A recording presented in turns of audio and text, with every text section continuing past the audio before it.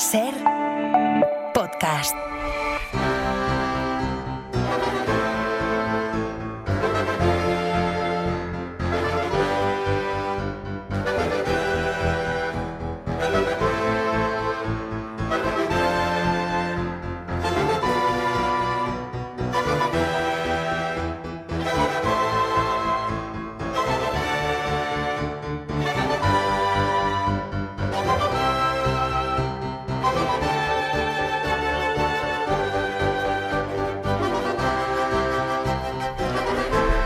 Pues ya vamos por el 6º cuaderno de Jimena Mayer, ya estamos terminando el verano, acumulamos un montón de conocimientos y de viajes que nos propones, Jimena, cada domingo a esta hora. Bienvenida, buenos días. Hola Lourdes, ¿qué tal? Fíjate que hemos hecho retratos, hemos pasado por tesoros de orfebrería, restauraciones, con descubrimientos casi de Indiana Jones, con los leones de... Es que tengo en mente, ¿no? Es muy los leones, los auténticos, sí, que se trajo Velázquez de Italia. Bueno, cada semana hay una sorpresa que nos traes.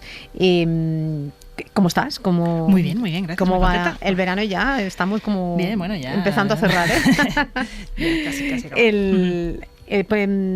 Te voy a proponer que la última sección, siempre vienes al estudio a traernos cosas, a dibujar y tal, y quizá te propongo que la última sección la hagamos diferente y que estés tú en algún sitio y nos propongas ir contigo. Hombre, pues yo te propondría alberca y sombra de Madreselva, porque yo soy de verano de secano total, o sea que... Compro. Compro.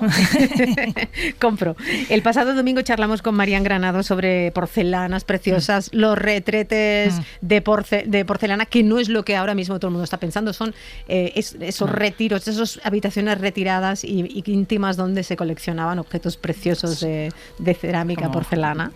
Me ha encantado. Son muy bonitos, sí, que es que es una palabra rara, pero es justo en el Museo Ruiz de Luna de Talavera tienen pone el retrete de los marqueses y piensas, ¿qué va a ser esto? Y ¿no? Es como un cuartito maravilloso forrado de azulejos. De azulejos. Y por cierto, déjame recordar que en ese museo hay una exposición tuya. Ah, sí, de verdad, tengo el honor inmenso de tener una salita ahí pequeña de los amigos del Museo de Talavera, tengo ahí unas piezas, estoy muy contenta. ¿Cómo eres? Que eres tan modesta que ni siquiera lo mencionas. Bueno, ¿tiene algo en común el tema que nos traes con el de la semana pasada? ¿Tiene algún punto en común? Yo creo que en realidad es el tema que recoge todos los demás, porque vamos a hablar de color, que no hay arte sin color. Vamos, hay, pero eso también es una opción consciente, o sea que sí, vamos a hablar de colores, que es un tema fascinante.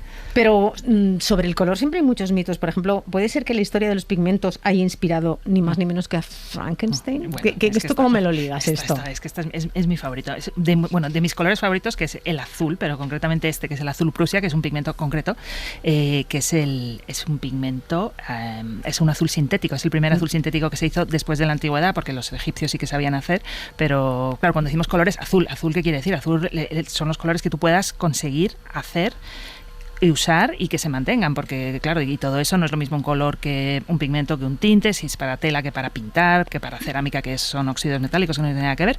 Y entonces concreto, el azul Prusia, me encanta porque tiene una historia que parece de leyenda total, porque se descubrió por casualidad, lo descubrió un alquimista, y este alquimista era uno que estaba mezclando color, los alquimistas que en esa época eran químicos, farmacéuticos, o sea, hacían como cosas que ahora nos suena como magia, pero no, mezclaba pigmentos y entonces estaba ahí y cogió uno que no era el que usaba normalmente, se lo compró a otro y de repente al mezclarlo él estaba haciendo un rojo, pero de repente salió un azul y fue como, uy, ¿qué ha pasado aquí? ¿Qué ha pasado aquí? Y entonces le preguntó al otro, oye, esto que me has vendido, que se supone que era no sé qué, en realidad algo era que no era lo normal, y resultó que este segundo que le había vendido el componente que fuera, era uno que se llamaba Dippel, que era otro alquimista, y entonces Dippel hacía experimentos con animales, o sea, esa cosa que le había vendido tenía un aceite animal o restos de sangre o algo orgánico que al mezclarse con los pigmentos del otro había hecho ese azul, y entonces ya tirando del hilo encontró la manera de reproducirlo y hacer ese azul Prusia, pero que Prusia era porque estaban en Berlín, en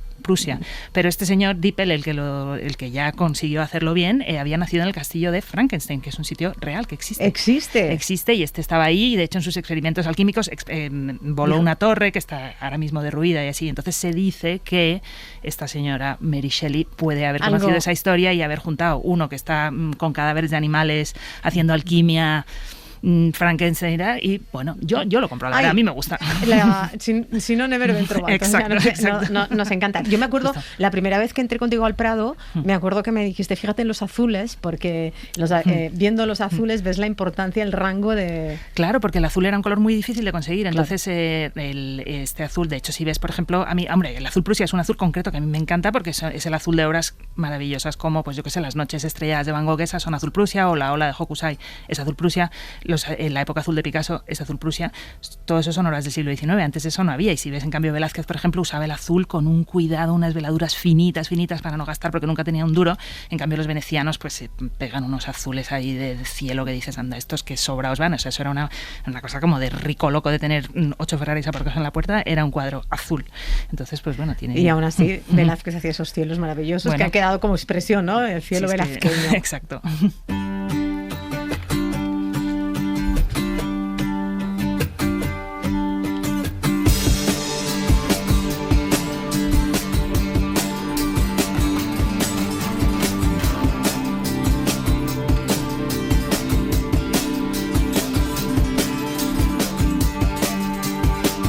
Pues hoy vamos a hablar de las curiosidades más interesantes sobre el color con Macrina Bussato. Ella es antropóloga y diseñadora gráfica, es también conservadora de bienes culturales, artista y además recrea pigmentos históricos a través de plantas y los estudia desde un punto de vista también ecológico. Tiene una mirada ecológica sobre ellas. Gracias por acompañarnos, Macrina. Bienvenida.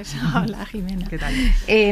Lo primero que se me ha ocurrido pensar es que cuando te he visto te he imaginado en un bosque buscando pigmentos para conseguir algún tipo, y me has sacado esta caja que tenemos aquí y me has dicho, a pesar de la apariencia un tanto así como si fueran como lascas de piedra, trocitos de piedra, son todos de origen vegetal. Exacto. Todos estos que estás viendo aquí en concreto, además, salvo quizás hay algún índigo. Esto es índigo, por ejemplo. Ah, vale. ¿Y este es vegetal? ¿Este es vegetal? El índigo también es vegetal, pero es una planta tintorea, es una planta que ya sabemos que produce muchísimo color. Lo curioso de esto es que son casi todos restos de cocina y de jardín. ¿Cómo? O sea, lo que nosotros tiramos cuando preparamos unas alcachofas, que son las hojas externas, por ejemplo, o las hojas de la zanahoria. ¿Sí? Normalmente nosotros no las comemos, ¿no? Claro. Y entonces de ahí sacas... Yo lo que he ido haciendo es con todos los restos del año de la cocina, o sea, cada temporada, respetando un poco las temporadas, aunque ahora, bueno, tenemos de todo. Bueno, es que estoy flipando. Todas partes. Claro, es que...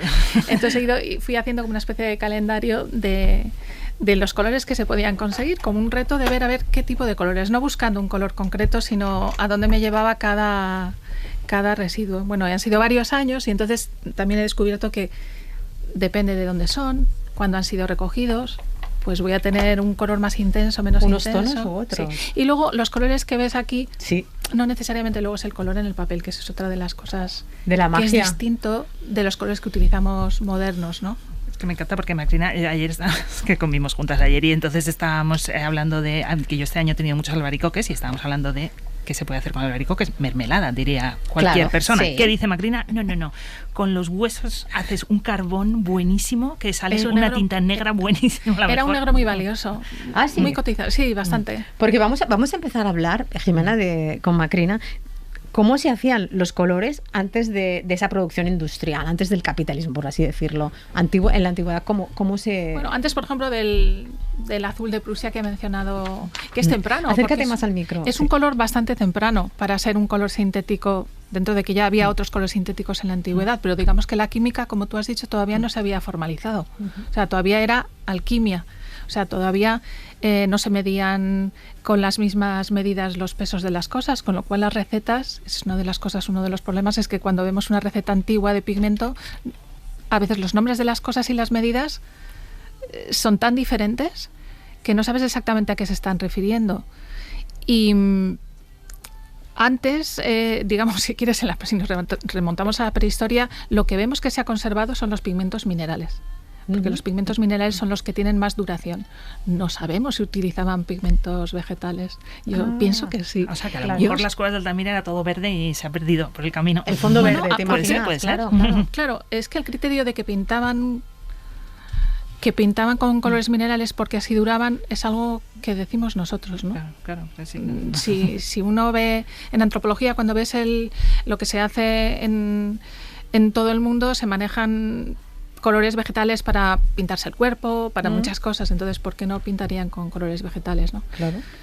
Y luego empezaron a extraerse colores de plantas que se sabía que sacaban algún color para ponérselos, por ejemplo, a un textil, ¿no? Empezaron a descubrir que podían cambiar el color de la lana o cambiar el color del lino con determinadas plantas. Y esas son las plantas que llamamos tintorias porque producen mucho color. Es que siempre es la pulsión del color, ¿no? Nos encanta a los humanos, o sea, cuanto más mejor y por todas partes, es como una cosa inevitable. Sí, y el comercio del color nos ha llevado a muchos acontecimientos históricos, ¿no? Sí, ¿no? Bastante Porque importantes. Había colores que requerían, no sé, estoy pensando en el púrpura. El púrpura es un color del poder, de entrada. Los purpurados son los cardenales, ¿no? Que son esos ropajes de esos rojos. ¿De dónde se extrae? Cuéntanos de dónde se extrae ese color púrpura.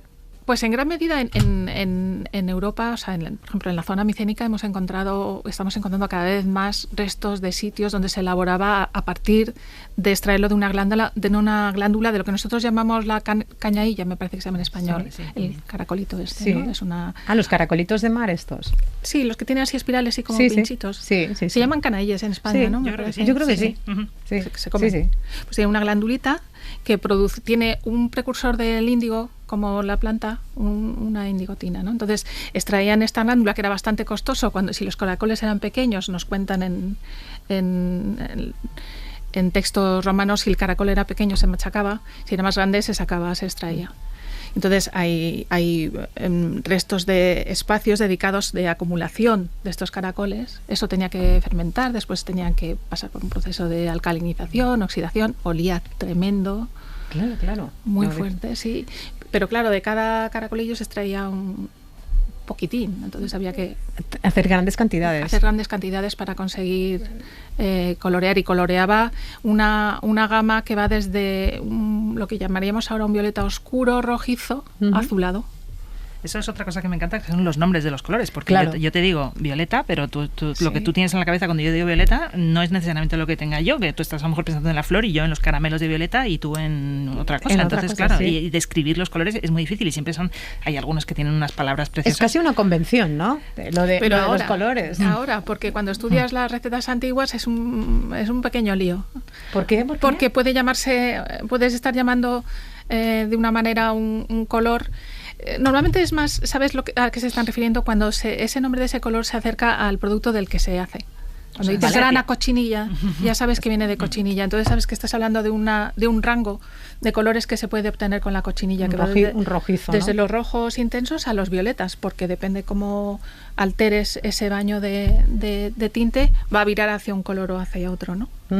El tema, hay una curiosidad que yo no sé si es verdad o no, que los griegos no veían el azul. ¿Esto qué es esto? ¿Es un mito? A mí me da un rumor, un bulo. No. Yo creo que esto surge cuando a mediados del siglo XVIII, del XIX, Gladstone empieza a estudiar la Ilíada porque él es filólogo, entre otras cosas, es político, filólogo, interesado por el arte, y empieza a estudiar la Ilíada y la Odisea y empieza a calcular con la frecuencia que hay determinadas palabras, incluso algunos verbos, y entre ellos los colores. Entonces se da cuenta que hay muchas referencias al blanco, como 200, 100 al negro, unas 15 al rojo, y al azul prácticamente no hay. Porque cuando se refiere al mar, se refiere que es púrpura como el vino. Sí. ¿No? Dado que pasa gran parte de la acción en el mar, claro, eso suena extraño, ¿no? Bueno, pero no nos olvidemos que es un poema, es un poema épico. Claro. Y que yo pensaría, el vino, si vemos cómo se consumía en Grecia en esa época, no se consumía directo. Primero, no era igual que el que consumimos ahora, era mucho más denso, más oscuro. De los que te dejan los labios azules. Por lo menos en público no se consumía directamente, se rebajaba en agua bastante porque se consideraba peligroso. Entonces, si te están diciendo que el mar está púrpura y como el vino, quizás te están diciendo que viene algo tremendo. ¿No? O sea, yo creo que es poesía. El caso es que después en otros, eso se hubiera quedado ahí en un cajón. pero yo creo que a partir de 2010, que se publicó un libro precioso sobre el lenguaje del color, se recuperó esta historia y yo creo que ya ahí teníamos internet y teníamos muchas maneras de difundir y se difundió mucho esa historia de quizás los griegos no veían azul. Entonces yo creo que está maximizado. Pero bueno, yo creo que, o sea, obviamente, quiero decir, todos vemos igual, pero a lo mejor es los daltónicos. No, bueno, sí, pero quiero decir, todas las culturas ven los mismos colores porque son todo, eso no hay diferencia. Lo que sí hay diferencia es en las palabras, porque de repente a lo mejor, yo qué sé, la palabra, bueno, el color salmón, por ejemplo, a mí me suena como de los 80, o sea, la palabra, el nombre, color salmón, no es que no exista el color salmón y los salmones, obviamente, pero ese tipo de cosas, entonces que a lo mejor de repente la palabra azul, pues sí, esa es una, por ejemplo, o sea, en la neurociencia nos dice que todos vemos exactamente, digamos, el mismo. Lo que pasa es que la manera en que los clasificamos va a depender mucho de la importancia que tenga para nuestra, vamos a decir, supervivencia. O sea, ¿cómo los vamos a clasificar? Entonces, si tú, por ejemplo, te vas a vivir a una zona en el Ártico, donde es bastante importante que sepas cómo está el color de la nieve o del hielo, quizás desarrolles una agudeza visual mayor para detectar que está un poco gris marrón o gris verdoso, y quizás yo en esa zona tenga un nombre para eso. Pero a partir de que yo te he señalado que cuidado con ese hielo que tiene este color, esto tiene un nombre que es hielo casi, o tiene una palabra, vamos, tú ya te vas a fijar en ese color muchísimo. O sea, que digamos que esas categorías nosotros también las creamos con el lenguaje. Claro. No es que no lo veamos antes, es que antes no tenían importancia. Y de repente también surgen, y ahora me pongo frívola, ¿no? Pero los inuits o quienes habiten estas zonas lo ven por supervivencia, pero la moda hace que de repente te dices, no he pintado en mi salón de color blanco, cáscara de huevo, no sé qué, dices, ¿eh? ¿Dónde está esto? ¿En el Pantone? Exactamente. En el Pantone, ya, pero es que los blancos los carga el diablo, ¿eh? Porque tú, o sea, como no, de verdad los es que blancos los carga el sí. Tú pintas de un blanco feo tu casa y te crees que es un blanco como cualquiera, y no, como sea un poco azulado, de repente te empiezas a deprimir y es por el blanco isabelino tinte. que decías, ¿cómo es? Bueno, esta historia tampoco sé si es realmente cierta, pero se dice que, ahora no recuerdo qué personaje histórico decidió que si cuando se acabara determinado conflicto bélico, hasta que no se acabara ese conflicto, no se cambiaba la ropa. Ah, vale, esto es lo de Isabel bueno, la Isabel la Católica, sí. Con la camisa esta. Pero... O sea, que es un blanco roto. Sí, muy roto. Bueno, que eso se dice que también es un... Sí, que no es así. Pero sobre todo esos nombres así tan curiosos surgen cuando empieza la tintorería ya casi industrial en Francia. Vale. Que empiezan a crear tantos colores para los textiles que empiezan a darles nombres hasta caquita de delfín. Caquita de delfín, por Dios. Sí, refiriéndose al delfín de Francia. Sí. Oye, volvamos al azul, porque me parece apasionante, ¿no? En la antigüedad solo los egipcios tenían una fórmula para hacerlo. ¿Por qué es tan difícil conseguir el azul? Bueno, los egipcios, se supone que esto viene desde Mesopotamia, o sea que lo vemos en la antigüedad y se fabrica en Egipto, pero luego se fabrica en Grecia, se fabrica en Italia, lo vemos en Pompeya, y luego de repente un poco desaparece, pero luego vuelve a aparecer otra vez. O sea, no es que desapareciera del todo, y además no los egipcios, pero en Roma sí que nos dejaron descripciones de cómo se conseguía. En la naturaleza no lo encontramos en forma de minerales, más que, por ejemplo, en lapislázuli, que es el azul de ultramar, que es el azul carísimo que siempre se menciona. Sí. Y venía de una región de Afganistán. Tenía que hacer un recorrido previo a la ruta de la seda. Existía todo un recorrido para transportar este mineral, que además tampoco lo podías utilizar directamente. Tenías que limpiarlo de muchas partículas. De hecho, parte de sus lavados y de esos residuos también se utilizaban en pintura, porque daban unos grises azuladillos que se usaron luego más adelante en veladuras, ¿no? Pero ese pigmento, claro, al traerlo desde... Imagínate cuántos intermediarios pasaban hasta que llegaban a Venecia. ¿Y tú cómo has conseguido este azul, por ejemplo? Este azul, ¿cómo lo has conseguido? Azul, déjame verlo. Vegetal. Este es un azul que viene de una antocianina. No es de los azules más estables. Vale. Y las antocianinas las tienes, por ejemplo, en los arándanos, en todos los frutos que tienen color rojo. Y este en concreto son las hojas exteriores de la col lombarda. ¿En serio? O sea, ¿pero qué haces con esto? ¿Las machacas? ¿Con qué? Eso sería utilizar la planta directamente. Lo que tienes que hacer es conseguir que el pigmento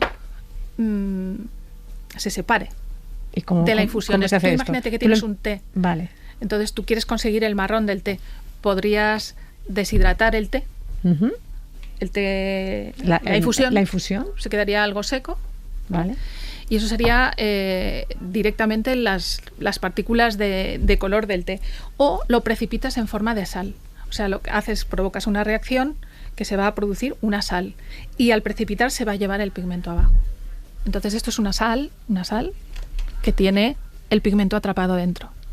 Es que es un alquimista, ¿eh? Me has traído un alquimista. Te he traído un alquimista, te puedes al estudio. Dependiendo qué tipo de sal utilices, qué tipo de sustancia, vas a conseguir un pigmento más transparente o más blanquecino, como un watch, por ejemplo. Y cuando dices que no más es estable, cubriente. es que le afecta la luz, por ejemplo. Le afecta más la luz que, desde luego, al lapislázuli, que no le afecta claro. la luz, porque es mineral. Porque es la gran diferencia entre un pigmento que es mineral, o sea, que es una arcilla, una tierra o una piedra preciosa, como o semipreciosa, de una vegetal. ¿Y cuál sería el azul del lapislázuli ahora? ¿Cuál sería el color más no, el azul lo sé, pero el color más costoso, más preciado, bueno, más ahora difícil? hay colores patentados. Hay colores que solo puede usar la persona que lo ha patentado, ¿no? Ah, sí, como no sabía. El negro. Sí, el negro. ¿Cuál es el de ¿quién es? Anish Kapoor. Anish Kapoor, sí. Un artista que ha patentado su negro y solo lo puede utilizar él. Ah, no sabía. Es el nada. negro más negro. Sí. Entonces, si quieres usarlo, tienes que pagar derechos. Sí, si te deja. Sí, te deja, claro. Bueno. claro. Pero bueno, que es que no nos damos cuenta. Es que yo tengo aquí esta cajita, que es mi cajita que yo llevo, y esto, o sea, es que Velázquez hubiera muerto por esto. Enséñala a la Imagínate, cámara. pues aquí Sí, a la esos cámara, colores ¿ves? no existían. Y tengo, o sea, en la idea de paleta. decir, ay, mira, se me está acabando voy a comprar otra pastilla. O sea, esto es Pero un eso lo lujo. tienes todo ahí liado. Bueno, Lo no. tienes todo. Sí, porque yo nunca limpio la paleta. Esto es una al cosa revés que que yo yo. hago. No, porque la paleta. A ver, enseñala la tuya. Yo lo que tengo que Enseñemos tener nuestras limpio es esto. paletas. Aquí, mira. Esto no me importa, porque aquí haces las mezclas y las quieres conservar, pero esto es que a veces digo estoy Me mal. está dando toque de ver mi... Aquí estamos enseñando cada uno sus paletas. Yo Ya. no tengo ninguna. A mí es que me encanta partir de la base del color anterior que he mezclado, porque es como cocinar con caldo, no sé, ya tienes una base. Oye, ¿cómo se pasa de buscar los colores de forma natural o como tú, que estás haciéndolo de forma, bueno, pues además con conciencia ecológica, a una forma industrial? Bueno, cuando empezaron a aislarse las moléculas, o sea, cuando empieza a desarrollarse la química y sobre todo empiezan a descubrir, esto tiene cromo, esto, ¿sabes? A separar las sustancias, empezaron a ver que podían hacer de manera industrial los colores y entonces esto se desplazó del taller del pintor y de las farmacias, porque las farmacias también vendían muchos pigmentos, porque muchas sustancias se utilizaban también en farmacia, y de la cosmética, que a veces nos olvidamos, pero la cosmética también está dentro de la historia del color. Bueno, y esos tan maquillajes importante. de plomo que se habla siempre, ¿no? Bueno, pero también el colorete que no era tóxico. Y el rouge se hacía con cochinilla, ¿no? El rojo de los labios también. Sí, y con pigmentos minerales también. O sea, hay mucho cosmético que se... Y también cuando vamos a museos, pues a veces vemos espatulitas y frasquitos, nos pone ungüentario, pero también seguramente contenían sustancias... Que bueno, aparte tú dices las recetas, cuando lees recetas antiguas, pero muchas recetas eran secretas, de que pasaban de padre a hijo o dentro de los gremios, o sea, tampoco... Como el hecho de pintar, o sea, no es que ibas a un sitio a aprender a pintar. Tú eras hijo de pintor o de alguien y aprendías el oficio dentro de un sistema. Por eso tampoco había ni libros que divulgaran, porque realmente eso no se pretendía que fuera divulgar. No, es que ya nos lo contó muy bien Hernán Cortés en un anterior cuaderno, cómo las academias de arte intentaron acabar con este mundo tan cerrado, ¿no? De los talleres y los gremios en temas artísticos. Tú vas, Macrina, a un museo, cuando miras una pintura, ves ¿cuál es la mirada? O sea, miras los colores, te fijas qué buen uso hacía de los grises este pintor o de... No, me interesa todo, la verdad. Y cuando yo estudié conservación, yo hice conservación de bienes culturales de arqueología y etnografía. Vale. No de pintura. Y en arqueología el tinte, o sea, todos los pigmentos vegetales, digamos, que nos los mostraban como prácticamente inexistentes o sin valor ninguno. Y el avance de la ciencia ahora lo que nos deja ver es cosas que están ocultas que antes no veíamos. Los podemos ver con determinadas luces y con determinados aparatos. Y ahora estamos descubriendo que, oye, daban veladuras vegetales a un montón de frescos. O sea, estaba el fresco, pero luego estaba encima con... eso se ha visto en Creta, por ejemplo, en el bronce griego. las etapas anteriores a la Grecia clásica. O sea, que ya saben, claro, ¿cómo no van a saber que las están tiñendo textiles? Están haciendo cosas muy sofisticadas en tinción, y al final un tinte es un pigmento muy diluido, o sea, con una molécula muy pequeñita, y el pigmento es eso mismo, pero más grande. Por eso no se disuelve en el agua. Wow, es apasionante escuchar a Macrina. Hoy ¿verdad? nos ha quedado una sección, un cuaderno artístico, científico, porque roza todo. Es la alquimia, ¿no? Es que hace falta. Es que a mí esta parte me interesa mucho, porque muchas veces te crees que las innovaciones son artísticas porque a alguien se le ha ocurrido una cosa en su estudio elucubrando, pero no, es porque de repente hay algo que puedes usar, como por ejemplo los tubos de pintura, que siempre lo digo, pero el impresionismo solo existe a partir de que te podías llevar el de pintura en el bolsillo, si no, ni Monet ni nada. Ni Monet ni Monet. Claro, pintar al aire. Claro. Pues Macrina Bussato, antropóloga, diseñadora gráfica, muchísimas gracias por acompañarnos esta Gracias mañana. a vosotras. Ha sido apasionante y me quedaría mirando todo el día esta cajita de colores, porque no sé si ustedes lo aprecian, si están viendo el vídeo. Son colores que además emiten luz. Es que parecen casi caramelos, tienen un peligro. Brillan, o sea, es como te atrapa esta caja, te atrapa la mirada sin poner remedio. Muchísimas gracias por haberte venido a la radio a hablarnos de colores. Hoy hemos hecho la radio en colores este ratito. Jimena Mayer, pues a ver la sorpresa la semana que viene, desde donde, si soy en pajaritos de fondo. Nos va a quedar algo bonito, yo creo. Así lo espero. Gracias, un beso. A ti, Lourdes, un abrazo. Chao.